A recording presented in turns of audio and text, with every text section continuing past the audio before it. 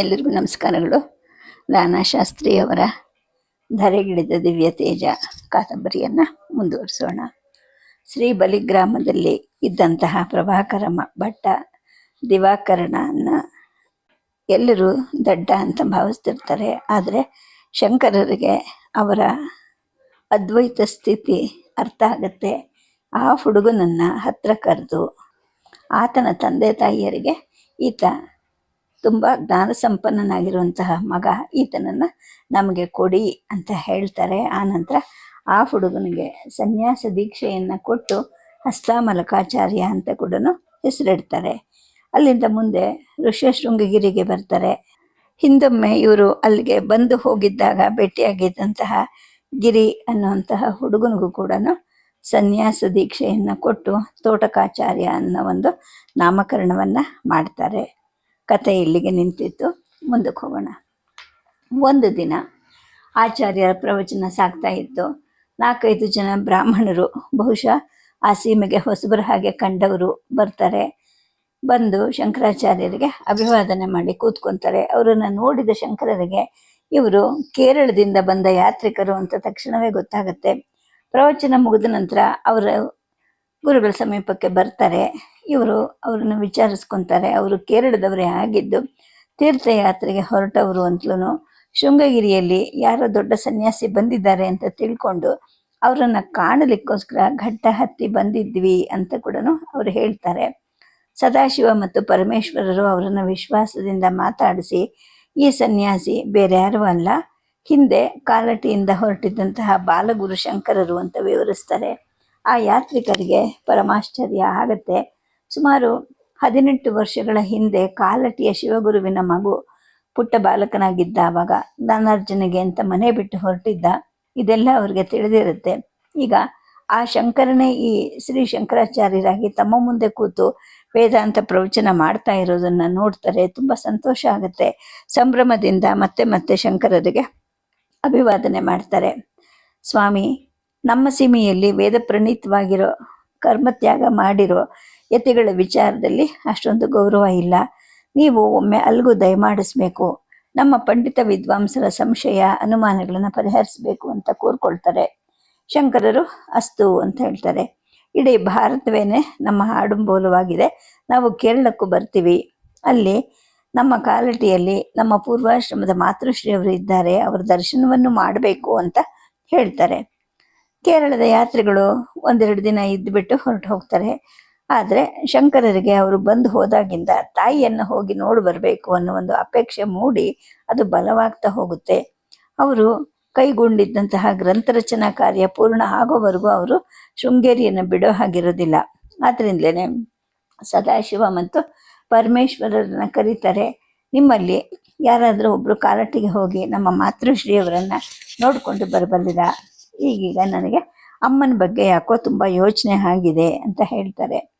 ಆಗ ಸದಾಶಿವ, ನಾನು ಹೋಗಿ ಬರ್ತೀನಿ ಗುರುಗಳೇ, ಪರಮೇಶ್ವರ ಇಲ್ಲೇ ಇರಲಿ, ಬೇರೆ ಯಾರನ್ನಾದರೂ ಜೊತೆಗೆ ಕರ್ಕೊಂಡು ಹೋಗಿ ನಾನು ನಾಳೆನೇ ಹೊರಡ್ತೀನಿ ಅಂತ ಹೇಳ್ತಾನೆ. ಆಚಾರ್ಯರಿಗೂ ಅದು ಒಪ್ಪಿತವಾಗುತ್ತೆ. ಸದಾಶಿವ, ನಡ್ಕೊಂಡು ಹೋಗಬೇಡ, ನಮ್ಮಲ್ಲಿ ಇರೋ ಕುದುರೆಗಳನ್ನು ಪ್ರಯಾಣಕ್ಕೆ ಉಪಯೋಗಿಸಬಹುದು. ಕುದುರೆ ಮೇಲೆ ಕೂತು ಸಾಗಿದ್ರೆ ಪ್ರಯಾಣ ಅಷ್ಟೊಂದು ಆಯಾಸ ಆಗಲ್ಲ ಅಂತ ಹೇಳ್ತಾರೆ. ಆಗ ಸದಾಶಿವ ಹೇಳ್ತಾನೆ, ಗುರುಗಳೇ, ನಿಮ್ಮ ಜೊತೆ ಪಾದಚಾರಿಯಾಗಿಯೇ ಈ ಪುಣ್ಯಭೂಮಿಯನ್ನು 2 ಸಲ ಸುತ್ತಿಲ್ವಾ, ನನಗೆಂತ ಆಯಾಸ ಅಂತ ಹೇಳಿದಾಗ ಗುರುಗಳು ಹೇಳ್ತಾರೆ, ಆಗಲ್ಲ ಸದಾಶಿವ, ನಮ್ಮ ನೆಂಟರಿಷ್ಟರನ್ನ ಕಾಣಬೇಕು ಅಂದಾಗ ಎಷ್ಟು ಬೇಗ ನೋಡ್ತೀವೋ, ಎಷ್ಟು ಬೇಗ ಮಾತಾಡ್ತೀವೋ ಅಂತ ಮನಸ್ಸು ತವಕ ಪಡ್ತಾ ಇರುತ್ತೆ. ಸ್ವಲ್ಪ ದೂರ ಕೂಡ ಅತಿ ದೂರ ಅನ್ನೋ ಹಾಗೆ ಭಾಸವಾಗುತ್ತೆ. ಆದ್ರಿಂದಲೇ ಅಶ್ವವನ್ನು ಏರಿ ಪ್ರಯಾಣ ಮಾಡಿ ಅಂತ ನಾನು ಹೇಳಿದ್ದು ಅಂತ ಹೇಳ್ತಾರೆ. ಅವರ ಮಾತಿಗೆ ಸದಾಶಿವ ಒಪ್ಕೊಳ್ತಾನೆ. ಮಾರನೇ ಪ್ರಾತಃ ಕಾಲವೇ ಸದಾಶಿವ ಮತ್ತು ವಾರಣಾಸಿಯಿಂದ ಬಂದಂತಹ ಕೃಷ್ಣ ಮಿಶ್ರ ಕೂಡ ಕಾಲಟಿ ಕಡೆಗೆ ಹೊರಡ್ತಾರೆ. ಗ್ರಂಥ ರಚನಾ ಕಾರ್ಯ ಮುಂದುವರೆದು ಸುರೇಶ್ವರರು ನೈಷ್ಕರ್ಮ್ಯ ಸಿದ್ಧಿಯನ್ನು ಪೂರೈಸಿರ್ತಾರೆ. ಸನಂದನರು ಸೂತ್ರಭಾಷ್ಯ ವ್ಯಾಖ್ಯಾನವನ್ನು ಪೂರೈಸಿರ್ತಾರೆ. ಆಚಾರ್ಯರು ಅಪರೋಕ್ಷಾನುಭೂತಿ, ಆತ್ಮಬೋಧ, ಉಪದೇಶ ಶಾಸ್ತ್ರಿ, ಶತಶ್ಲೋಕಿ ಮುಂತಾದ ಪ್ರಕರಣ ಗ್ರಂಥಗಳನ್ನು ರಚಿಸಿರ್ತಾರೆ. ಆಚಾರ್ಯರು ಶೃಂಗಗಿರಿಯ ಪರ್ವತದ ಅರಣ್ಯಗಳಲ್ಲಿ ಆಗಾಗ ಸಂಚರಿಸ್ತಾ ಸಮಾಧಿಸ್ಥರಾಗ್ತಾ ಇರ್ತಾರೆ. ಆಗ ಅವರ ವದನಾರ ಬಿಂದದಿಂದ ಅನೇಕ ಸ್ತೋತ್ರ ರತ್ನಗಳು ಮೂಡ್ತಾ ಇರುತ್ತವೆ. ಯಾವಾಗಲೂ ಅವ್ರ ಹತ್ರ 4-5 ಜನ ಶಿಷ್ಯರಿದ್ದು ಆಚಾರ್ಯರಿಗೆ ಬಾಹ್ಯ ಪ್ರಜ್ಞೆ ಇಲ್ಲ, ಅಂತರ್ಮುಖಿ ಆಗಿದ್ದಾರೆ ಅಂತ ಮನವರಿಕೆ ಆದಾಗ ಆಚಾರ್ಯರು ಆ ಸ್ಥಿತಿಯಲ್ಲಿ ಹೇಳಿದ್ದೆಲ್ಲವನ್ನು ಅವರು ಬರ್ಕೊಳ್ತಾ ಇರ್ತಾರೆ. ಹಾಗೆ ಮೂಡಿ ಬಂದ ಅದ್ವೈತ ಪಂಚರತ್ನ, ಅದ್ವೈತ ಅನುಭೂತಿ, ಜೀವನ್ ಮುಕ್ತ ನಂದಲಹರಿ, ಧನ್ಯಾಷ್ಟಕ, ನಿರ್ವಾಣ ಮಂಜರಿ, ನಿರ್ವಾಣ ಶತಕ, ಪರಾಪೂಜಾ ಇವೇ ಮುಂತಾದವನ್ನು ಶಿಷ್ಯರು ಬರೆದುಕೊಳ್ತಾ ಇರ್ತಾರೆ ಮತ್ತು ಆಗಾಗ ಅವುಗಳನ್ನು ಹಾಡ್ಕೊಳ್ತಾ ಕೂಡ ಇರ್ತಾರೆ. ಶೃಂಗಗಿರಿಯಿಂದ ಹೊರಟಿದ್ದ ಸದಾಶಿವ ಮತ್ತು ಕೃಷ್ಣ ಮಿಶ್ರ 1 ತಿಂಗಳ ಒಳಗಡೆ ಹಿಂತಿರುಗ್ತಾರೆ. ಆಚಾರ್ಯರ ದರ್ಶನವನ್ನು ಮಾಡಿ ಕಾಲಟಿಯಲ್ಲಿ ವಿವರಗಳನ್ನೆಲ್ಲ ಅವರಿಗೆ ಒಪ್ಪಿಸ್ತಾರೆ. ಸದಾಶಿವನನ್ನ ಮತ್ತು ಕೃಷ್ಣ ಮಿಶ್ರನನ್ನು ಕಂಡ ಹರಿಯಂಬೆಯವರು ಆನಂದದಿಂದ ಮೈಮರೆತದ್ದು, ಆಕೆ ತಾವೇ ಸ್ವತಃ ಇಬ್ಬರಿಗೂ ಅಡುಗೆ ಮಾಡಿ ಉಣಬಡಿಸಿದ್ದು ಎಲ್ಲವನ್ನು ಸದಾಶಿವ ಹೇಳ್ತಾನೆ. ನಾವು ಕಾಲಟಿಯಿಂದ ಹೊರಟು ಇಲ್ಲಿವರೆಗೂ ನಡೆದದ್ದನ್ನೆಲ್ಲ 10 ಸಲ ಮಾತೃಶ್ರೀಯವರು ಕೇಳಿದ್ರು, ಪುನಃ ಪುನಃ ಕೇಳಿದ್ರು. ಮನೆಯಲ್ಲಿ ಇದ್ದಂತಹ ಸೇವಕರು, ಪರಿಜನರು ಎಲ್ಲರನ್ನು ಕುಳ್ಳಿರಿಸಿಕೊಂಡು ಅವರಿಗೆಲ್ಲ ತಮ್ಮ ವಿಚಾರವನ್ನು ಹೇಳಿದ್ರು. ನೋಡಿ, ನಮ್ಮ ಶಂಕರ ಕುಟ್ಟಿ ಈಗ ತುಂಬ ದೊಡ್ಡವನಾಗಿದ್ದಾನಂತೆ, ತುಂಬ ಶಾಸ್ತ್ರ ಓದಿದನಂತೆ, 100 ಜನ ಶಿಷ್ಯರಿದ್ದಾರಂತೆ. ಈಗ ಇಲ್ಲೇನೆ ಕರ್ನಾಟಕದ ಶೃಂಗಗಿರಿಗೆ ಬಂದಿದ್ದಾನಂತೆ.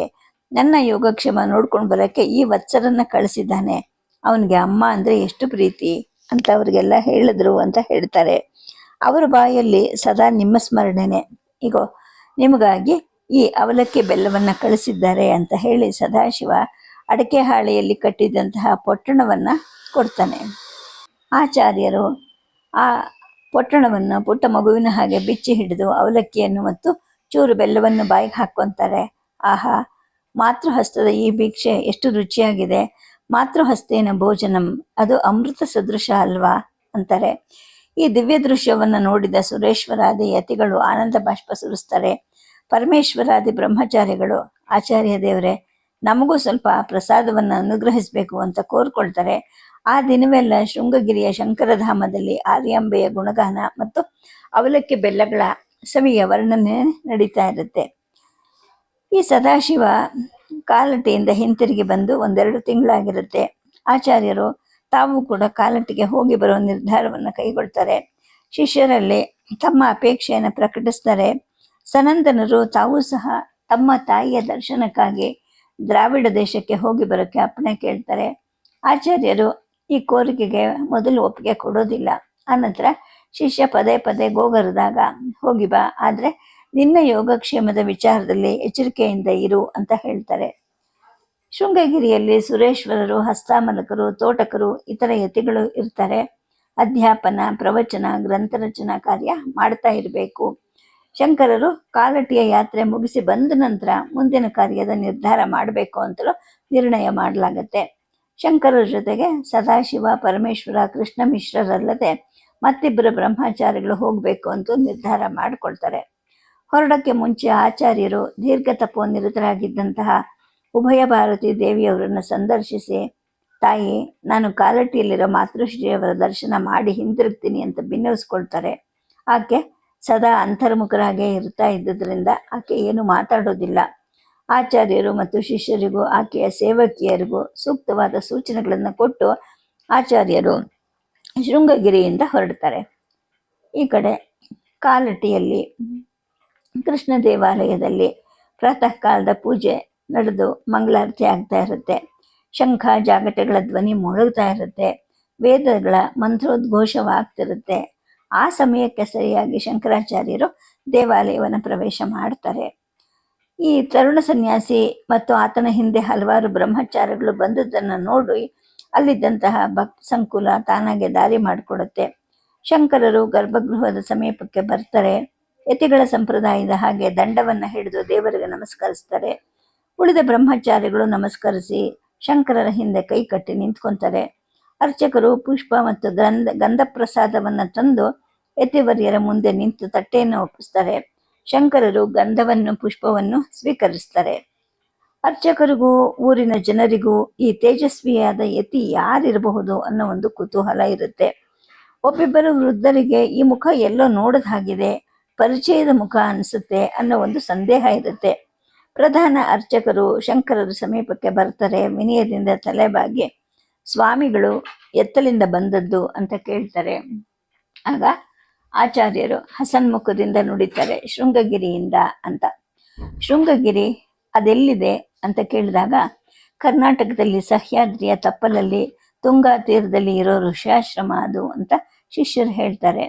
ಸ್ವಾಮಿಗಳ ಸ್ಥಳ ಅದೇನೆ ಅಂತ ಕೇಳಿದಾಗ ಭರತಖಂಡವೆಲ್ಲ ನಮ್ಮದೇ ಆಗಿದೆ, ಎಲ್ಲ ಗ್ರಾಮ ನಗರಗಳಿಗೂ ಸೇರಿದವರು ನಾವು.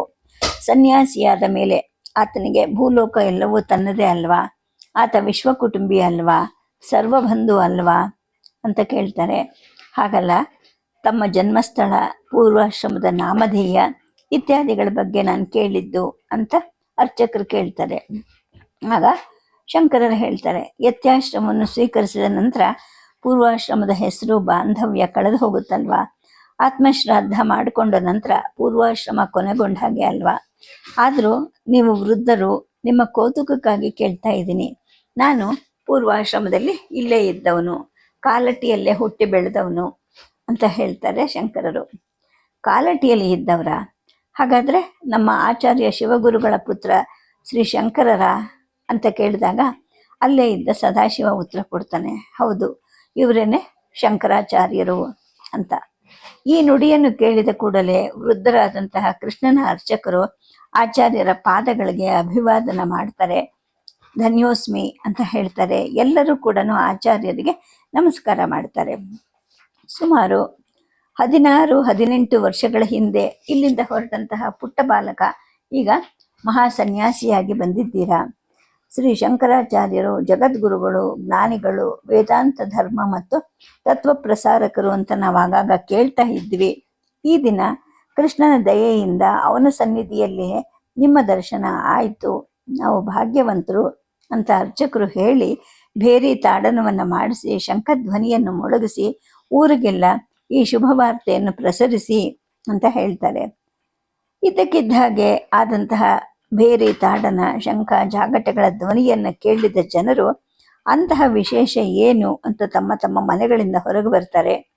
ನಮ್ಮ ಶಂಕರಾಚಾರ್ಯರಾಗಿ ಬಂದಿದ್ದಾರೆ, ಶಿವಗುರುವಿನ ಪುತ್ರ ಜಗದ್ಗುರುವಾಗಿ ಬಂದಿದ್ದಾರೆ, ಆರ್ಯಾಂಬೆಯ ಮಗ ಕುಮಾರಸ್ವಾಮಿಯಂತೆ ಬಂದಿದ್ದಾರೆ ಅನ್ನೋ ಒಂದು ವಿಚಾರ ಕಾಲಟಿಯಲ್ಲೆಲ್ಲ ಬಾಯಿಂದ ಬಾಯಿಗೆ ಹಬ್ಬತಾ ಹೋಗುತ್ತೆ.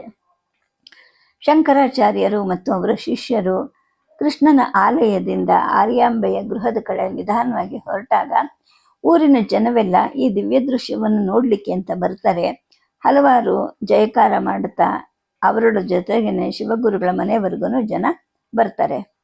ಇಲ್ಲಿ ಆರ್ಯಾಂಬ ತಮ್ಮ ಮಧ್ಯಾಹ್ನದ ಸ್ನಾನ ಜಪಗಳನ್ನು ಮುಗಿಸಿ ದೇವರ ಪೂಜೆಯ ತೀರ್ಥವನ್ನು ಸ್ವೀಕರಿಸಿ ಊಟಕ್ಕೆ ಕೂತ್ಕೊಳ್ಳುವಂತಹ ಸಮಯ ಅದು. ಆ ವೇಳೆಗಾಗಲೇ ಮನೆಯಲ್ಲಿದ್ದಂತಹ ಒಬ್ಬಿಬ್ಬರು ಬ್ರಹ್ಮಚಾರಿಗಳ ಊಟನೂ ಮುಗಿದಿರುತ್ತೆ. ಬೀದಿಯಲ್ಲೆಲ್ಲ ಏನೋ ಕೋಲಾಹಲ ಆಗ್ತಾ ಇದ್ದ ಸದ್ದು ಕೇಳಿ ಆಕೆ ಅಂಗಳದಲ್ಲಿದ್ದ ಒಬ್ಬ ಬಾಲವಟವನ್ನು ಕರೆದು, ಅದೇನು ಸಂಭ್ರಮ ನೋಡ್ಬಾ ಅಂತ ಹೇಳ್ತಾರೆ.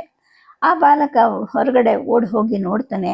ಒಬ್ಬ ತರುಣ ಸನ್ಯಾಸಿ ತಮ್ಮ ಮನೆ ಕಡೆನೇ ಬರ್ತಾ ಇದ್ದಾನೆ. ಉಳಿದ ಜನ ಎಲ್ಲ ಮನೆ ಮುಂದಿನ ಕೈತೋಟದ ಆಚೆಯ ಬೀದಿನಲ್ಲೇ ನಿಂತುಕೊಂಡು ನೋಡ್ತಾ ಇದ್ದಾರೆ. ಪಾಲವಟು ಸನ್ಯಾಸಿಯನ್ನು ನೋಡಿ, ಸ್ವಾಮಿಗಳೇ ಇಲ್ಲೇ ಇರಿ, ಕಾಲು ತೊಳೆಯಲು ಪಾದ್ಯವನ್ನು ತರ್ತೀನಿ ಅಂತ ಒಳಕೋಡ್ತಾನೆ. ಅಮ್ಮ, ಒಬ್ಬ ಸನ್ಯಾಸಿ ಭಿಕ್ಷೆಗೆ ಬಂದಿದ್ದಾರೆ ಅಂತ ಹೇಳ್ತಾನೆ. ಊಟಕ್ಕೆ ಅಂತ ಕೂತಿದ್ದ ಆರ್ಯಾಂಬ ಎದ್ದು ನಿಂತ್ಕೊತಾರೆ. ಮೊದಲು ಅತಿಥಿಯ ಊಟ ಅಂತ ಅನ್ಕೊತಾರೆ. ಅಷ್ಟರಲ್ಲಿ ಆ ಬ್ರಹ್ಮಚಾರಿ ತಂಬಿಗೆಯಲ್ಲಿ ನೀರನ್ನು ತಂದು ಶಂಕರರ ಪಾದಗಳನ್ನು ತೊಳೆದು ತನ್ನ ಉತ್ತರೀಯದಿಂದ ಒರೆಸ್ತಾನೆ. ಶಂಕರರು ಮನೆಯ ಒಳಕ್ಕೆ ಬರ್ತಾನೆ. ಭವತಿ ಭಿಕ್ಷಾಂದೇಹಿ ಮಾತಾ ಅನ್ನಪೂರ್ಣೇಶ್ವರಿ ಅಂತ ಹೇಳ್ತಾರೆ. ಆರ್ಯಾಂಬ ನಿಧಾನವಾಗಿ ಹೊರಗೆ ಬರ್ತಾರೆ. ಯಾರಿರಬಹುದು ಈ ಅಪರೂಪದ ಸನ್ಯಾಸಿ ಅಂತ ನೋಡ್ತಾರೆ. ಶಂಕರರನ್ನು ನೋಡಿದ ತಕ್ಷಣವೇ ಆಕೆಗೆ ಮೈ ಪುಲಕಗೊಳ್ಳುತ್ತೆ, ಕಂಗಳಲ್ಲಿ ಆನಂದ ಬಾಷ್ಪ ತುಂಬುತ್ತೆ. ಮಗು, ವತ್ಸ, ಶಂಕರ ಅಂತ ಹೇಳ್ತಾರೆ. ಅಮ್ಮ ಅಂತ ಶಂಕರರು ಬಾಗಿ ತಾಯಿ ಪಾದಗಳಿಗೆ ಎರಗುತ್ತಾರೆ. ಹೊರಗಿದ್ದವರೆಲ್ಲ ಒಬ್ಬೊಬ್ಬರಾಗಿ ಒಳಗೆ ಬರ್ತಾರೆ. ಸದಾಶಿವ, ಪರಮೇಶ್ವರ, ಕೃಷ್ಣ ಮಿಶ್ರ ಎಲ್ಲರಿಗೂ ಏನೋ ಆನಂದ. ಒಬ್ಬೊಬ್ಬರಾಗಿ ಮಹಾಮಾತೆಗೆ ನಮಸ್ಕರಿಸ್ತಾರೆ. ಹಾಗೆ ಆರ್ಯಾಂಬೆಯ ಸಂತೋಷಕ್ಕೂ ಪಾರವೇ ಇರುವುದಿಲ್ಲ. 16-18 ವರ್ಷದ ಕೆಳಗೆ ವಾಮನನ ಹಾಗೆ ಮನೆಯಿಂದ ಹೊರಟ ಪುಟ್ಟ ಬಾಲಕ ಈ ದಿನ ತ್ರಿವಿಕ್ರಮನ ಹಾಗೆ ಭರತಖಂಡವನ್ನೆಲ್ಲ ಜಯಿಸ್ತಾ ಬಂದಿದ್ದಾನೆ. ತಾನೆಂತಹ ಪುಣ್ಯವಂತೆ, ತನ್ನ ವಂಶ ಎಷ್ಟು ಪುನೀತವಾಯಿತು, ಈ ಮಗನ ಜನನದಿಂದ ಅಂತ ಅನ್ಕೊಂತಾರೆ. ಆಕೆ ಅಡಿಗಡಿಗೆಗೂ ಕೂಡ ಕೃಷ್ಣ ನಾರಾಯಣ ಅಂತ ತಮ್ಮ ಮಾತೃ ಸಹಜವಾದ ವಾತ್ಸಲ್ಯದಿಂದ ಶಂಕರರ ನೆತ್ತಿಯನ್ನು ಆಘ್ರಾಣಿಸ್ತಾರೆ, ತಲೆಯನ್ನು ನೇವರಿಸ್ತಾರೆ, ಬೆನ್ನನ್ನು ತಟ್ತಾರೆ, ಶಂಕರರನ್ನು ನೋಡ್ತಾರೆ, ಮತ್ತೆ ಮತ್ತೆ ನೋಡ್ತಾನೆ ಇರ್ತಾರೆ. ಆಕೆಗೆ ಸ್ವಲ್ಪ ದಿಗ್ಭ್ರಮೆ ಆಗತ್ತೆ. ಈತ ತನ್ನ ಮಗನ? ನಿಜವಾಗ್ಲೂ ಹೌದಾ? ಆಕೆಗೆ ಮಗನನ್ನು ನೋಡ್ತಾ ನೋಡ್ತಾ ತಾನು ನೋಡ್ತಾ ಇರೋದು ತನ್ನ ಮಗನನ್ನಲ್ಲ, ಸಾಕ್ಷಾತ್ ಪರಮೇಶ್ವರನನ್ನ ಅನ್ಸುತ್ತೆ. ಶಂಕರ ಶಂಕರ ಶಂಕರ ಅಂತ ಜಪಿಸ್ತಾರೆ. ಆಗ ಶಂಕರರು, ಹೌದಮ್ಮ ನಾನೇ ಶಂಕರ, ನಿನ್ನ ಮುಂದೆ ನಿಂತಿದ್ದೀನಲ್ಲ ಅಂತ ಅಂತಾರೆ. ಆಗ ತಾಯಿ ಅಂತಾರೆ, ಹೌದಪ್ಪ ನೀನು ಶಂಕರನೇ, ಹೌದು ಸಾಕ್ಷಾತ್ ಶಂಕರನೇ ನೀನು, ಪರಮೇಶ್ವರನೇ ನೀನು ಅಂತ ಹೇಳ್ತಾರೆ. ಆ ಸಮಯದಲ್ಲಿ ಅಲ್ಲಿದ್ದವ್ರಿಗೆಲ್ಲ ಸಾಕ್ಷಾತ್ ಪರಶಿವನನ್ನು ಕಂಡಷ್ಟು ಹರ್ಷವಾಗುತ್ತೆ. ತಾಯಿಯ ಈ ಭಾವೋದ್ವೇಗ ಸ್ವಲ್ಪ ಕಡಿಮೆ ಆದ ನಂತರ ಶಂಕರರು ಮನೆಯನ್ನೆಲ್ಲ ಸುತ್ತಿ ಬರ್ತಾರೆ. ಯಜ್ಞಶಾಲೆ, ಪಾಠಶಾಲೆ, ಗೋಶಾಲೆಗಳು ಎಲ್ಲವನ್ನೂ ಸುತ್ತಿ ಬರ್ತಾರೆ. ತಾಯಿ ಮಗನ ಹಿಂದೆ ತಾವು ಕೂಡ ಎಲ್ಲ ಕಡೆಗೂ ಬರ್ತಾರೆ. ಪಾಕಶಾಲೆಗೆ ಬರ್ತಾರೆ. ಅಲ್ಲಿದ್ದ ಬಾಣಸಿಗ ಕೃಷ್ಣನ್ ಕುಟ್ಟಿ ಅಂತ ಶಂಕರರಿಗೆ ಅಭಿವಾದನ ಮಾಡಿದ ಆ ಕುಟ್ಟಿ ನಗುತ್ತಾ ನಿಂತ್ಕೊಂಡ್ಬಿಡ್ತಾನೆ. ಆಗ ಶಂಕರರು ಹೇಳ್ತಾರೆ, ಕೃಷ್ಣ ಎಷ್ಟೊಂದು ಮುದುಕ ಆಗ್ಬಿಟ್ಟಿದ್ಯಾ ಅಂದಾಗ, ಸ್ವಾಮಿ ವಯಸ್ಸು 80 ಆಗ್ತಾ ಬಂತಲ್ವಾ, ಮುದುಕನಾಗದೆ ಇರೋಕ್ಕೆ ಸಾಧ್ಯವೇ ಅಂತ ಆತ ಹೇಳ್ತಾನೆ. ಆ ದಿನ ಶಿಷ್ಯ ಮತ್ತು ಬ್ರಹ್ಮಚಾರಿಗಳ ಜೊತೆ ಕೂತ ಶಂಕರರಿಗೆ ತಾಯಿನೇ ಭಿಕ್ಷೆ ಬಡಿಸ್ತಾರೆ. ಶಂಕರು ಊಟ ಮಾಡ್ತಾ ಹೇಳ್ತಾರೆ, ಅಮ್ಮ ನಾಳೆ ನೀನು ನನಗೆ ಗಂಜಿ ಊಟವನ್ನು ಹಾಕಬೇಕು ಅಂದಾಗ ತಾಯಿ, ಆಗ್ಲಪ್ಪ ಶಂಕರ ಅಂತ ಹೇಳ್ತಾರೆ. ಪರಮೇಶ್ವರನು, ಅಮ್ಮ ನಮ್ಮ ಗುರುವಿಗೆ ನಾನು ತಾನು ಅಂತಲೂ ಶ್ರೀಮಂತರು ರಾಜರು ಪಕ್ವಾನ್ನ ರಾಜಭೂಷಣ ಮಾಡಿ ಸಮರ್ಪಿಸ್ತಾರೆ. ಆದರೆ ಈತನಿಗೆ ಈ ಸರಳವಾದ ಗಂಜಿ ಊಟ, ಹಾಲು ಇದರಲ್ಲೇನೆ ಸದಾ ತೃಪ್ತಿ ಅಂತ ಕೂಡ ಹೇಳ್ತಾರೆ. ಹೀಗೆ ಕಾಲಟಿಯಲ್ಲಿ 1-2 ದಿನ ಜರುಗತ್ವೆ. ಸುತ್ತಮುತ್ತಲ ಅಗ್ರಹಾರದ ಬ್ರಾಹ್ಮಣರು ಇತರರು ಕೂಡ ಅಲ್ಲಿಗೆ ಬರ್ತಾರೆ. ಕೆಲವರು ಶಾಸ್ತ್ರ ವಿಚಾರವನ್ನ ಮಾಡ್ತಾರೆ, ಮತ್ತೆ ಕೆಲವರು ತತ್ವವನ್ನ ಕುರಿತು ತಮ್ಮ ತಮ್ಮ ಸಂದೇಹಗಳನ್ನು ಪರಿಹರಿಸ್ಕೊಳ್ತಾರೆ, ಮತ್ತೆ ಕೆಲವು ಕರ್ಮವಾದಿಗಳು ತಾತ್ಸಾರವಾಗಿ ಮಾತಾಡ್ತಾರೆ. ಶಿಖ ಯಜ್ಞೋಪವೀತ ಎಲ್ಲವನ್ನು ತೆಗೆದುಹಾಕಿ ವೇದಾಧ್ಯಯನ ವೇದ ಕರ್ಮಗಳನ್ನು ತ್ಯಜಿಸಿರೋ ಇವನು ಎಂತಹ ಗುರು ಅಂತ ಲಘುವಾಗಿ ಮಾತಾಡ್ತಾರೆ. ಆದರೆ ಅವ್ರು ಯಾರು ಶಂಕರರ ಹತ್ರ ಬರೋದಿಲ್ಲ. ಶಂಕರರೇ ಅವರನ್ನ ಮಾತಾಡ್ಸಕ್ಕೆ ಹೋದಾಗ ತಲೆ ಮರೆಸ್ಕೊಂಡು ಹೊರಟೋಗ್ತಾರೆ. ಒಂದು ದಿನ ಆರ್ಯಾಂಬ ಮಗನನ್ನ ಕರೀತಾರೆ. ಮಗು, ಇನ್ನು ನನ್ನ ಕಾಲ ಮುಗೀತು ಅಂತ ನನಗನ್ನಿಸ್ತಾ ಇದೆ. ಯಾಕೆಂದ್ರೆ ಇತ್ತೀಚೆಗೆ ಬಳಲಿಕೆ ಹೆಚ್ಚಾಗ್ತಾ ಇದೆ. ನೀನು ಬರ್ತೀಯಾ ಅನ್ನೋ ಭರವಸೆಯಿಂದಲೇ ಇಷ್ಟು ದಿನ ನಾನು ಬದುಕಿದ್ದಿದ್ದು. ಇನ್ನು ನನಗೆ ಯಾವುದೇ ಆಸೆ ಆಗಲಿ ಅಪೇಕ್ಷೆ ಆಗಲಿ ಇಲ್ಲ. ಕಾಶಿ ಕ್ಷೇತ್ರ ದರ್ಶನ ಮಾಡಬೇಕು ಅಂತ ಒಂದು ಆಸೆ ಇತ್ತು. ಆದರೆ ನಿನ್ನನ್ನು ನೋಡಿದ ತಕ್ಷಣ ವಿಶ್ವೇಶ್ವರನ ದರ್ಶನ ಮಾಡಿದಷ್ಟೇ ಹರ್ಷ ಮತ್ತು ತೃಪ್ತಿ ಉಂಟಾಯಿತು. ಮನಸ್ಸು ಸಮಾಧಾನವೂ ಆಯಿತು. ಚಿತ್ತದಲ್ಲಿ ಶಾಂತಿ ನೆಲೆಸಿದೆ. ಆದರೆ ಸದಾ ಭಗವಂತನ ಸ್ಮರಣೆ ಮಾಡ್ತಾ ಇರಬೇಕು ಅನ್ನಿಸ್ತಿದೆ ಅಂತ ಹೇಳ್ತಾರೆ. ಆಗ ಶಂಕರರು ಹೇಳ್ತಾರೆ, ಅಮ್ಮ ಚಿತ್ತವೃತ್ತಿ ನಿರೋಧವೇ ಪರಮಶಾಂತಿ, ಅದೇ ಮಣಿಕರ್ಣಿಕಾ ತೀರ್ಥ, ಜ್ಞಾನ ಪ್ರವಾಹವೇ ನಿರ್ಮಲವಾದ ಗಂಗಾ ನದಿ, ನಿಜಬೋಧ ರೂಪವಾಗಿರುವ ಕಾಶಿ ಕ್ಷೇತ್ರವೇ ನಾನು ಅಂತ ತಿಳ್ಕೊ ಅಂತ ಹೇಳ್ತಾ ಆತ್ಮತತ್ವವನ್ನು ಪ್ರಕಾಶಪಡಿಸುವಂತಹ ಕಾಶಿ ಪಂಚಕವನ್ನ ಆಚಾರ್ಯರು ತಾಯಿಯ ಮುಂದೆ ಮಧುರವಾಗಿ ಹಾಡ್ತಾರೆ. ಅದು ಹೀಗಿದೆ. ಕಾಶಿ ಕ್ಷೇತ್ರಂ ಶರೀರಂ ತ್ರಿಭುವನ ಜನನಿ ವ್ಯಾಪಿನಿ ಜ್ಞಾನಗಂಗಾ ಭಕ್ತಿ ಶ್ರದ್ಧಾ ಗಯೇಯಂ ನಿಜ ಗುರು ಚರಣ ಧ್ಯಾನ ಯೋಗ ಪ್ರಯಾಗ ವಿಶ್ವೇಶೋಯಂ ತುರೀಯಂ ಸಕಲ ಜನಮನಃ ಸಾಕ್ಷಿ ಭೂತಾಂತರಾತ್ಮ ದೇಹೇ ಸರ್ವಂ ಮದೀಯೇ ಯದಿ ವಸತಿ ಪುನಸ್ತೀರ್ಥಂ ಯನ್ಯಕ್ತಿಮಸ್ಕಿ. ಅಮ್ಮ, ಸರ್ವ ಕ್ಷೇತ್ರಗಳು ಮತ್ತು ಸರ್ವ ತೀರ್ಥಗಳು ಸಹ ನಮ್ಮಲ್ಲೇ ಇದೆ ಅಂತ ಹೇಳಿದಾಗ ತಾಯಿ ಹೌದು ಅನ್ನೋ ಹಾಗೆ ತಲೆ ಆಡಿಸ್ತಾರೆ. ಅಮ್ಮ, ನಿನ್ನ ಸೇವೆಗೆ ಅಂತಲೇ ನಾನು ಬಂದಿದ್ದೀನಿ, ಈಗ ನಿನಗೇನು ಬೇಕು ಹೇಳು ಅಂತ ಶಂಕರರು ಕೇಳ್ತಾರೆ. ಆಗ ಆಕೆ ಹೇಳ್ತಾರೆ, ನನ್ನ ಕಡೆಗಾಲದಲ್ಲಿ ಸದಾಕಾಲ ಭಗವಂತನ ನಾಮ ಸಂಕೀರ್ತನೆ ಆಗ್ತಾ ಇರಬೇಕಪ್ಪ ಅಂತ ಹೇಳಿದಾಗ, ಆಗ್ಲಮ್ಮ ಅಂತ ನುಡಿದು ಶಂಕರರು ತಾಯಿಗಾಗಿ ಸುಂದರವಾದಂತಹ ಹಲವಾರು ಸ್ತೋತ್ರಗಳನ್ನು ಅಲ್ಲಿ ರಚಿಸಿ ಹಾಡ್ತಾರೆ. ಶಂಕರರು ಹಾಡುವಾಗ ದೇವತೆಗಳೆಲ್ಲ ಬಂದು ತಮಗೆ ದರ್ಶನ ಕೊಟ್ಟ ಹಾಗೆ ಆಕೆಗೆ ಭಾಸ ಆಗ್ತಾ ಇರುತ್ತೆ. ಶಂಕರರು ಸ್ತೋತ್ರಗಳನ್ನ ತಮ್ಮ ಶಿಷ್ಯರಿಂದಲೂ ಹಾಡಿಸ್ತಾರೆ.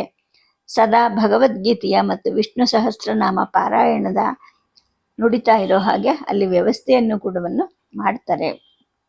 ಆರ್ಯಾಂಬ ವಯೋಧಿಕ್ಯದಿಂದಲೂ ಹಲವಾರು ವ್ರತ ನಿಯಮಗಳ ಕಾರಣದಿಂದಲೂ ಈಗ ಕೃಶರಾಗ್ತಾ ಹೋಗಿರ್ತಾರೆ, ದುರ್ಬಲರಾಗಿರ್ತಾರೆ. ಒಂದೇ ಹೊತ್ತು ಲಘುವಾದ ಆಹಾರ ತಗೋತಾ ಇರ್ತಾರೆ. ರಾತ್ರಿ ಸ್ವಲ್ಪವೇ ಹಾಲು ಮಾತ್ರ. ಮಾಘ ಶುದ್ಧ ದಶಮಿಯ ದಿನ ಆರ್ಯಾಂಬೆಗೆ ತುಂಬ ದಣಿವಾದ ಹಾಗೆ ಅನಿಸುತ್ತೆ. ಆದರೂ ಆಕೆನೆ ಕೂತ್ಕೊಂಡು ಶಂಕರರಿಗೆ ಬಡಿಸ್ತಾರೆ. ಆದರೆ ತಾವು ಊಟ ಮಾಡೋದಿಲ್ಲ. ಬಾಯಲ್ಲಿ ರುಚಿ ಇಲ್ಲ ಅಂತ ಹೇಳಿಬಿಟ್ಟು ಸ್ವಲ್ಪವೇ ಗಂಜಿಯನ್ನು ಕುಡಿತಾರೆ. ನೆಲದ ಮೇಲೆ ಕಂಬಳಿಯನ್ನು ಹಾಸ್ಕೊಂಡು ಮಲ್ಕೊಳ್ತಾರೆ. ಶಂಕರರು ಪಕ್ಕದಲ್ಲೇ ಕೂತ್ಕೊಂಡು ಮೆಲುಧ್ವನಿಯಲ್ಲಿ ಸ್ತೋತ್ರಗಳನ್ನು ಹೇಳ್ತಾ ಇರ್ತಾರೆ. ತಾಯಿ ಇಷ್ಟಪಟ್ಟ ಹಾಗೆ ಶಿವಭುಜಂಗ ಪ್ರಯಾತ ಸ್ತೋತ್ರ ಮತ್ತು ವಿಷ್ಣು ಭುಜಂಗ ಪ್ರಯಾತ ಸ್ತೋತ್ರವನ್ನು ಹಾಡ್ತಾರೆ. ಆ ರಾತ್ರಿ ಆರ್ಯಾಂಬೆಗೆ ಸ್ವಲ್ಪ ಜ್ವರ ಬಂದ ಹಾಗೆ ಅನಿಸುತ್ತೆ. ಕೃಷ್ಣ ಕುಟ್ಟಿ ಕಷಾಯವನ್ನು ಮಾಡಿ ತಂದು ಕೊಡ್ತಾರೆ. ಆಕೆ ಬೇಡ ಅಂತ ಹೇಳಿದಾಗ ಶಂಕರರು ಹೇಳ್ತಾರೆ, ಅಮ್ಮ, ಕೃಷ್ಣ ನಿನ್ನನ್ನು ತನ್ನ ತಾಯಿ ಹಾಗೆ ನೋಡ್ಕೊಳ್ತಾನೆ, ಅವನಿಗೇನೋ ಆತಂಕ, ಸ್ವಲ್ಪ ಕಷಾಯವನ್ನು ನೀನು ಕುಡಿದ್ರೆ ಆತನಿಗೆ ಸಮಾಧಾನ ಆಗತ್ತೆ ಅಂತ ಹೇಳಿದಾಗ ತಾಯಿ ಮೆಲ್ಲನೆ ಎದ್ದು ಕುಳಿತು ಕೃಷ್ಣ ತಂದ ಕಷಾಯವನ್ನು ಕುಡಿತಾರೆ. ಕೈ ತೊಳೆದು ಮತ್ತೆ ಮಲಗುತ್ತಾ, ಕೃಷ್ಣ, ನಿನಗಿನ್ನು ಶಂಕರನೇ ದಿಕ್ಕು, ಅವನೇ ದಾರಿ ಅಂತ ಹೇಳ್ತಾರೆ. ಈ ವೃದ್ಧ ಕೃಷ್ಣಕುಟ್ಟಿ ಶಿವಗುರುಗಳ ಕಾಲದಿಂದಲೂ ಬಾಣಸಿಗನಾಗಿರ್ತಾನೆ. ನೂರಾರು ಜನಕ್ಕೆ ರುಚಿಕರವಾದ ಖಾದ್ಯಗಳನ್ನು ಮಾಡಿ ಬಡಿಸಿದವನು ಆತ. ಈಗ ಅದೇ ಶಿವಗುರುಗಳ ಮನೆಯಲ್ಲಿ ಕೇವಲ 4-5 ಮಂದಿಗೆ ಮಾತ್ರ ಅಡುಗೆ ಮಾಡ್ತಾ ಇರ್ತಾನೆ. ಶಂಕರರು ಕಾಲೇಟಿಯನ್ನು ಬಿಟ್ಟ ನಂತರ ಅವರ ಮನೆಯಲ್ಲಿ ಬರ್ತಿದ್ದಂತಹ ಪಾಠಶಾಲೆಯ ವಿದ್ಯಾರ್ಥಿಗಳ ಸಂಖ್ಯೆ ಕಡಿಮೆ ಆಗಿರುತ್ತೆ. ಅಲ್ಲಿ ಕೇವಲ 4-5 ಜನ ಮಾತ್ರ ಉಳ್ಕೊಂಡಿರ್ತಾರೆ. ಗೋವಿಂದನು ಕೂಡ ತನ್ನ ತಾಯಿಯ ಮರಣಾನಂತರ ಅಲ್ಲಿಂದ ಹೊರಟೋಗಿರ್ತಾನೆ. ಈ ಮನೆ ಮೇಲೆ ಈ ಕೃಷ್ಣನಿಗೆ ಎಂಥದೋ ವಾಂಚಲ್ಯ. ಆರ್ಯಾಂಬೆಯ ಸೇವೆಯನ್ನು ಮಾಡಿಕೊಂಡು ತಾನು ಜೀವನವನ್ನು ನೂಗ್ತಾ ಇರ್ತಾನೆ. ಈಗ ಅವನಿಗೂ ಕೂಡ ಎಂಥದೋ ದಿಗಿಲು ಮತ್ತು ಭಯ ಕಾಡ್ತಾ ಇರುತ್ತೆ. ಮಾಘ ಶುದ್ಧ ಏಕಾದಶಿಯ ದಿನ ಶಂಕರರು ತಾಯಿಯನ್ನು ಮೆಲ್ಲಗೆ ಎಬ್ಬಿಸ್ತಾರೆ. ಪೂರ್ಣ ನದಿ ಹತ್ರ ಕರ್ಕೊಂಡು ಹೋಗ್ತಾರೆ. ಒಬ್ಬಿಬ್ಬರು ಸೇವಕಿಯರ ನೆರವಿನಿಂದ ಆರ್ಯಾಂಬ ಸ್ನಾನ ಮಾಡ್ತಾರೆ. ನಿಧಾನವಾಗಿ ಶಂಕರರ ಭುಜದ ಮೇಲೆ ಕೈ ಇಟ್ಟು ಮನೆಗೆ ಬಂದು ಹೊರಗೆ ಕೂತ್ಕೊಂಡು ಜಪ ಮಾಡಲಿಕ್ಕೆ ಪ್ರಾರಂಭ ಮಾಡ್ತಾರೆ. ಶಂಕರರು ಮನೆಯಲ್ಲಿ ಇದ್ದಂತಹ ಸಾಲಿಗ್ರಾಮ, ಶಿವಲಿಂಗ, ಪೂಜಾ ಮೂರ್ತಿಗಳಿಗೆಲ್ಲ ಅಭಿಷೇಕ ಮಾಡ್ತಾರೆ. ಪಾಠಶಾಲೆಯ ಬಾಲಕರು, ಬ್ರಹ್ಮಚಾರಿಗಳು ಮತ್ತು ಕಾಲಟಿಯ ಬ್ರಾಹ್ಮಣ ವೃಂದ ಕೂಡ ಕೂತು ಮಂತ್ರ ಪಠಣವನ್ನು ಆರಂಭಿಸ್ತಾರೆ. ಶತರುದ್ರಾಭಿಷೇಕ, ಸಹಸ್ರ ಬಿಲ್ವಾರ್ಚನೆ ಮತ್ತು ಲಲಿತಾ ತ್ರಿಶತಿಯಿಂದ ಶ್ರೀಚಕ್ರಕ್ಕೆ ಕುಂಕುಮ ಪೂಜೆ ನಡೆಯುತ್ತವೆ. ಎಲ್ಲರಿಗೂ ತೀರ್ಥ ಪ್ರಸಾದವನ್ನು ಸ್ವತಃ ಆಚಾರ್ಯರೇ ಕೊಡ್ತಾರೆ. ತಾಯಿಗೂ ಕೂಡ ತೀರ್ಥವನ್ನು ಕೊಟ್ಟು ಬಿಲ್ವದಳವನ್ನು ಕೊಡ್ತಾರೆ. ಆಕೆಗೆ ಪ್ರಸಾದ ಗಂಧವನ್ನು ತಾವೇ ಹಚ್ತಾರೆ. ತಾಯಿ ಸತತವಾಗಿ ಶಿವನಾಮ ಜಪವನ್ನು ಮಾಡ್ತಾ ಇರ್ತಾರೆ. ಎಲ್ಲರಿಗೂ ಫಲಹಾರವೂ ಆಗುತ್ತೆ. ತಾಯಿ ಮಾತ್ರ ಏನನ್ನು ತಗೊಳ್ಳೋದಿಲ್ಲ. ಅಭಿಷೇಕ ತೀರ್ಥವನ್ನು ಮಾತ್ರ ತಗೊತಾರೆ. ಶಂಕರ, ಇಲ್ಲಿ ಬಾಪ ಅಂತ ಮೆಲುಧ್ವನಿಯಲ್ಲಿ ಕರೀತಾರೆ. ಮನೆಯಲ್ಲಿರೋದನ್ನೆಲ್ಲ ದಾನ ಮಾಡಿಬಿಡಪ್ಪ ಅಂತಾರೆ. ಶಂಕರರು ತಾಯಿ ಹತ್ರ ಕೂತ್ಕೊತಾರೆ. ಅವರ ಹಸ್ತದಲ್ಲಿ ತುಳಸಿಯನ್ನು ಇರಿಸಿ ಜಲಧಾರೆಯನ್ನು ಹರಿಸ್ತಾರೆ. ಪರಮೇಶ್ವರ ಮತ್ತು ಸದಾಶಿವರನ್ನು ಕರೆದು ಇಲ್ಲಿರೋದನ್ನೆಲ್ಲ ದಾನ ಮಾಡೋ ಹಾಗೆ ಅಮ್ಮ ಆಜ್ಞೆ ಮಾಡಿದ್ದಾರೆ, ಅದನ್ನು ನೀವು ನಡೆಸಿಬಿಡಿ ಅಂತ ಹೇಳ್ತಾರೆ. ಮನೆಯನ್ನು ಮತ್ತು ಮನೆಯಲ್ಲಿದ್ದ ಸಮಸ್ತ ವಸ್ತುಗಳನ್ನು ಕೂಡ ದಾನ ಮಾಡಿದ್ದಾಗತ್ತೆ. ಆ ನಂತರ ಆಚಾರ್ಯರು ತಮ್ಮ ತಾಯಿಯ ತಲೆಯನ್ನು ಎತ್ತಿ ತಮ್ಮ ತೊಡೆ ಮೇಲೆ ಮೃದುವಾಗಿ ಇಟ್ಕೊಳ್ತಾರೆ. ವಿಷ್ಣು ಸಹಸ್ರನಾಮ ಸ್ತೋತ್ರವನ್ನು ಮೆಲುಧ್ವನಿಯಲ್ಲಿ ಹೇಳಕ್ಕೆ ಪ್ರಾರಂಭ ಮಾಡ್ತಾರೆ. ಸ್ತೋತ್ರ ಮುಗಿಯುತ್ತೆ. ಫಲಶ್ರುತಿಯನ್ನು ಹೇಳ್ತಾ ಇದ್ದಾಗೆ ಆರ್ಯಾಂಬ ಅವರು ನಾರಾಯಣ ನಾರಾಯಣ ನಾರಾಯಣ, ಶಂಕರ ಶಿವ ಶಿವ ಅಂತ ಹೇಳ್ತಾ ಎಲ್ಲರನ್ನು ಕೈ ಎತ್ತಿ ಹರಿಸ್ತಾ ಕಣ್ಣು ಮುಚ್ಕೊತಾರೆ. ಅದ್ವೈತಾಚಾರ್ಯರಾದ ಶಂಕರರಿಗೂ ಕೂಡ ತಾಯಿಯ ನಿರ್ಗಮನದ ಶೋಕ ತಡಿಲಿಕ್ಕಾಗಲ್ಲ. ಕಣ್ಣೀರು ತುಂಬಿ ಹರಿಯುತ್ತೆ. ಗದ್ಗದರಾಗಿ ಅಮ್ಮ ಹೊರಟುಬಿಟ್ಯಾ ಅಂತ ದುಃಖಿಸ್ತಾರೆ. ಕೃಷ್ಣನ್ ಕುಟ್ಟಿ ಈ ದೃಶ್ಯವನ್ನು ನೋಡ್ತಾ ದಿಗ್ಮೂಢನಾಗಿ ನಿಂತ್ಕೊತಾನೆ. ಅಯ್ಯೋ, ಇನ್ನು ನನಗೆ ಯಾರ ಗತಿ ಅಂತ ದುಃಖಿಸ್ತಾ ನಿಂತ್ಕೊಂಡಾಗ ತಕ್ಷಣವೇ ಶಂಕರರು ತಾಯಿಯ ಶಿರವನ್ನು ಮೆಲ್ಲಗೆ ಕೆಳಕ್ಕೆ ಇಳಿಸ್ತಾರೆ. ಎದ್ದು ನಿಂತು ಕೃಷ್ಣನ ಬೆನ್ನನ್ನು ತಡವುತ್ತಾ, ಯಾಕೆ ಕೃಷ್ಣ ಯೋಚನೆ ಮಾಡ್ತಾ ಇದೀಯಾ, ನಾನಿಲ್ವಾ ಅಂತ ಕೇಳ್ತಾರೆ. ಕಾಲಟಿಯಲ್ಲಿ ಎಲ್ಲ ಕಡೆನೂ ಆರ್ಯಾಂಬೆಯವರ ಮರಣದ ವಾರ್ತೆ ಹರಡುತ್ತೆ. ಜನ ಗುಂಪು ಗುಂಪಾಗಿ ಬರ್ತಾರೆ. ಶಂಕರರು ತಮ್ಮ ಆಪ್ತ ಶಿಷ್ಯರಾದಂತಹ ಪರಮೇಶ್ವರ ಮತ್ತು ಸದಾಶಿವರನ್ನ ಕರೆದು, ನಮ್ಮ ಪೂರ್ವಾಶ್ರಮದ ಆತ್ರೇಯ ವಂಶದ ಪುರೋಹಿತರನ್ನ ಈಗ ಕರೆತರಕ್ಕೆ ಸಾಧ್ಯ ಆಗಲ್ಲ ಅನ್ಸುತ್ತೆ. ಹಾಗಾಗಿ ಇಲ್ಲಿಯ ಪುರೋಹಿತರನ್ನೇ ಕರೆದು ತಾಯಿಯ ಶರೀರವನ್ನ ಸಂಸ್ಕಾರ ಮಾಡೋಣ, ಏಕೆಂದರೆ ಶರೀರವನ್ನ ಹೆಚ್ಚು ಕಾಲ ಇಡಬಾರದು ಅಂತ ಹೇಳ್ತಾರೆ. ಸದಾಶಿವ ಮತ್ತು ಪರಮೇಶ್ವರರು ಪುರೋಹಿತರನ್ನ ಹುಡುಕೊಂಡು ಹೊರಡ್ತಾರೆ. ಊರಿನ ಜನವೆಲ್ಲ ಬಂದು ಸೇರುತ್ತೆ. ಗಂಭೀರವಾಗಿ ಕೂತಂತಹ ಶಂಕರರನ್ನ ಮತ್ತು ಪಕ್ಕದಲ್ಲಿ ನಿದ್ರಿಸುವಂತೆ ಮಲಗಿದ್ದ ಆರ್ಯಾಂಬ ಅವರನ್ನು ನೋಡ್ತಾ ಕಣ್ಣೀರ್ಗೆರೀತಾರೆ. ಆರ್ಯಾಂಬ ಕಾಲಟ್ಟಿಯಲ್ಲೆಲ್ಲ ತುಂಬ ಗೌರವ ಆದರಗಳನ್ನು ಗಳಿಸಿದ್ದಾಕೆ. ಪರೋಪಕಾರ, ಕಾರುಣ್ಯ ಇವುಗಳೇ ಮೈವೆತ್ತಂತಹ ಮೂರ್ತಿಯಾಗಿದ್ರು. ಜನ ಬ್ರಾಹ್ಮಣರು ಅನ್ನೋದೇ ತಂಡ ತಂಡವಾಗಿ ಅಂತಿಮ ದರ್ಶನಕ್ಕೆ ಬಂದು ಸೇರ್ತಾರೆ. ಸದಾಶಿವ ಮತ್ತು ಪರಮೇಶ್ವರರು ಪುರೋಹಿತರನ್ನು ಹುಡ್ಕೊಂಬರಕ್ಕೆ ಹೋದವರು ಖಿನ್ನರಾಗಿ ಹಿಂತಿರುಗಿ ಬರ್ತಾರೆ. ಏಕೆಂದರೆ ಆ ಸ್ಥಳದ ಪುರೋಹಿತರು ಇವ್ರಿಗೆ ಹೇಳಿರ್ತಾರೆ, ಸನ್ಯಾಸಿಯಾದವನಿಗೆ ಕರ್ಮ ಮಾಡುವಂತಹ ಅಧಿಕಾರ ಇಲ್ಲ, ನಾವು ಬಂದು ಆ ಕರ್ಮಭ್ರಷ್ಟರಾದವರಿಗೆ ಕರ್ಮ ಮಾಡಿಸೋದಿಲ್ಲ ಅಂತ ಹೇಳಿಬಿಟ್ಟಿರ್ತಾರೆ. ಅವ್ರ ಜೊತೆಗೆ ಉಳಿದ 7 ಮನೆತನದವರು ಸೇರ್ಕೊಂಡು ಅಸಹಕಾರವನ್ನು ಸೂಚಿಸಿರ್ತಾರೆ. ಆಗ ಆಚಾರ್ಯರಿಗೆ ಈ ಬ್ರಾಹ್ಮಣರ ವಿಷಯದಲ್ಲಿ ಬೇಸರ ಮೂಡಿದ್ದು ಅವರ ನಡವಳಿಕೆಯಿಂದಲೇ ಗೊತ್ತಾಗುತ್ತೆ. ಉಳಿದ 2 ಮನೆತನದವ್ರನ್ನ ಕರೀತಾರೆ. ನಾನು ನಮ್ಮ ತಾಯಿಗೆ ಸ್ವತಃ ಸಂಸ್ಕಾರ ಮಾಡ್ತೀನಿ ಅಂತ ವಚನ ಕೊಟ್ಟಿದ್ದೀನಿ, ಆದ್ದರಿಂದ ನಾನೇ ಕರ್ಮ ಮಾಡ್ತೀನಿ, ನೀವು ಸಹಕರಿಸಬಲ್ಲಿರಾ ಅಂತ ಉಳಿದ 2 ಮನೆತನದವ್ರನ್ನ ಕೇಳ್ತಾರೆ. ಆಗ ಅವರುಗಳು ಹೇಳ್ತಾರೆ, ಸನ್ಯಾಸಿಯಾದ ಮಾತ್ರಕ್ಕೆ ಸರ್ವ ಕರ್ಮಗಳನ್ನು ವರ್ಜ್ಯ ಮಾಡಬೇಕಾಗಿಲ್ಲ, ಮೇಲಾಗಿ ಮಾತೃಕರ್ಮ ಮಾಡೋದ್ರಿಂದ ನೀವು ಎಲ್ಲರಿಗೂ ಆದರ್ಶಪ್ರಾಯತರಾಗ್ತೀರಾ, ನಮಗೆ ಅದು ಒಪ್ಪಿತ, ನಾವು ಸಹಕರಿಸ್ತೀವಿ ಅಂತ ಹೇಳ್ತಾರೆ ಆ 2 ಮನೆತನದವರು. ಹೀಗೆ ಆರ್ಯಾಂಬ ಅವರ ಪಾದಗಳ ಸಮೀಪದಲ್ಲಿ ಬಂದು ನಿಂತು ಸಹಕರಿಸಿದವರಿಗೆ ಮತ್ತು ಶಿರದ ಬಳಿ ನಿಂತು ಸಹಕರಿಸಿದವರಿಗೆ ಕ್ರಮವಾಗಿ ಕಾಪಿಳ್ಳಿ ಇಲ್ಲಂ, ತಲೆಯಾಟಿ ಇಲ್ಲಂ ಅನ್ನೋ ಒಂದು ಮನೆತನದ ಹೆಸರು ಮುಂದೆ ಮೂಡಿ ಬರುತ್ತೆ. ಶಿವಗುರುಗಳ ಮನೆಯ ವಿಶಾಲವಾದ ತೋಟದ ಆವರಣದಲ್ಲಿ ನೆಲವನ್ನ ಗೋಮಯದಿಂದ ಶುದ್ಧ ಮಾಡ್ತಾರೆ. ಗಂಧ ಮತ್ತು ಚಂದನದ ಚಿತೆ ಸಿದ್ಧವಾಗುತ್ತೆ. ಆಚಾರ್ಯರ ಶಿಷ್ಯರು ಮತ್ತು ಸ್ಥಳದ ಬ್ರಾಹ್ಮಣರು ಕೂಡ ಆರ್ಯಾಂಬೆಯ ಪವಿತ್ರ ಶರೀರವನ್ನು ತಂದು ಚಿತೆ ಮೇಲಿಡ್ತಾರೆ. ಮಂತ್ರಘೋಷ ಆಗತ್ತೆ, ಜನ ಜೈಕಾರ ಮಾಡ್ತಾ ಇರ್ತಾರೆ. ಆಚಾರ್ಯರು ಸ್ವತಃ ಮಾತೃ ಶರೀರಕ್ಕೆ ಅಗ್ನಿಸ್ಪರ್ಶ ಮಾಡ್ತಾರೆ. ಊರಿನ ಜನರೆಲ್ಲ ತುಪ್ಪ, ಕರ್ಪೂರ, ಅಗರು, ಕಸ್ತೂರಿಗಳನ್ನು ತಂದು ಆ ಪವಿತ್ರ ದೇಹಕ್ಕೆ ಅರ್ಪಣೆ ಮಾಡ್ತಾರೆ. ಹೀಗೆ ಯುಗಾವತಾರಿಯಾದ ಶ್ರೀ ಶಂಕರರನ್ನ ಜಗತ್ತಿಗೆ ಕೊಟ್ಟಂತಹ ಈ ಮಹಾಮಾತೆಯ ಭೂತದೇಹ ಪಂಚಭೂತಗಳಲ್ಲಿ ಸೇರಿ ಹೋಗುತ್ತೆ. ಆಕೆ ವಿದೇಹ ಮುಕ್ತರಾಗ್ತಾರೆ. ಆಚಾರ್ಯರು ಇನ್ನು ಸ್ವಲ್ಪ ಕಾಲ ಕಾಲಟಿಯಲ್ಲೇ ಉಳ್ಕೊಳ್ತಾರೆ. ಅವರಿಗೆ ಮನಸ್ಸು ಬಹಳ ನೊಂದಿರುತ್ತೆ. ಅದು ನೊಂದಿದ್ದು ತಮ್ಮ ಸ್ಥಳದ ಪುರೋಹಿತರ ನಡವಳಿಕೆಯಿಂದಾಗಿ. ಕ್ರಮೇಣ ಮನಸ್ಸನ್ನು ಸಮಾಧಾನ ಮಾಡ್ಕೊಳ್ತಾರೆ. ತಮ್ಮ ತಾಯಿಯವರು ಇದ್ದ ಮನೆಯನ್ನ, ಪಾಠಶಾಲೆಯನ್ನ, ಗೋವುಗಳನ್ನು ಕೂಡ ಬಂಧುವರ್ಗಕ್ಕೆ ಒಪ್ಪಿಸ್ತಾರೆ. ಉಳಿದದ್ದನ್ನೆಲ್ಲ ಆಗಲೇ ದಾನ ಮಾಡಿದ್ದಾಗೋಗಿರುತ್ತೆ. ಆ ನಂತರ ಅವರು ಮರಳಿ ಶೃಂಗಗಿರಿ ಕಡೆ ಹೊರಡ್ತಾರೆ. ಅವ್ರ ಜೊತೆ ಕೃಷ್ಣ ಮತ್ತು ಕಾಲಟಿಯ ಹಲವರು ಕೂಡ ಈಗ ಅವರನ್ನು ಸೇರ್ಕೋತಾರೆ. ಶಂಕರಾಚಾರ್ಯರ ಮಾತೃದಹನವಾದ ಸ್ಥಳ ಕಾಲಟಿಯ ಜನಕ್ಕೆ ಪವಿತ್ರ ಯಾತ್ರಾ ಸ್ಥಳ ಆಗತ್ತೆ. ಜನ ಆ ಸ್ಥಳದಲ್ಲಿ ಸಣ್ಣದಾದ ಒಂದು ಗೂಡನ್ನು ನಿರ್ಮಿಸ್ತಾರೆ. ಅಲ್ಲಿ ಪ್ರತಿದಿನವೂ ದೀಪವನ್ನು ಕೂಡ ಹಚ್ತಾ ಇರ್ತಾರೆ. ಸದ್ಯಕ್ಕೆ ಕಥೆಯನ್ನು ನಿಲ್ಲಿಸಿರ್ತೀನಿ. ನಮಸ್ಕಾರ.